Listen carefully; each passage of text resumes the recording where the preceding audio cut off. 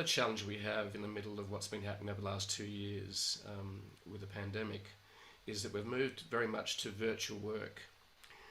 How do you create culture in a very distributed environment and virtual workplaces? Yeah, I think it's interesting because I've got some people very close to me who work completely distributed, right? The companies have been distributed for years before COVID.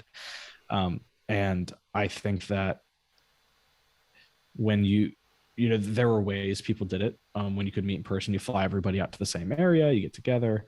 But I think building it now and hiring and onboarding and training remotely, especially if you didn't come from if you sort of were thrust into being a distributed company and a remote company, is really challenging. And I think everybody sort of got tired of the virtual happy hours and all of those things. And what I leaned on was just maintaining the quote unquote open door policy.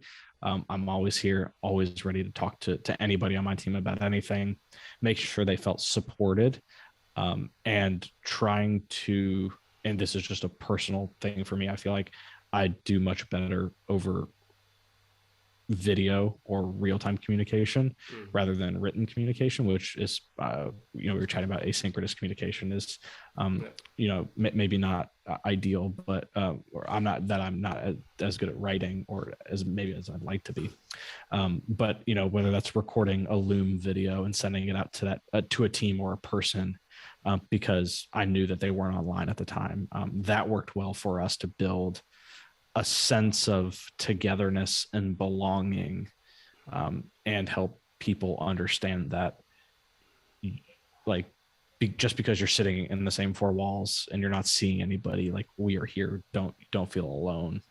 And I think we've carried some of those same principles even as we've sort of started getting back together a little bit, even though we have an office in Nashville, we get together. We've hired half of our team is remote, so it sort of doesn't, some of it doesn't matter. We still have to operate like we're distributed.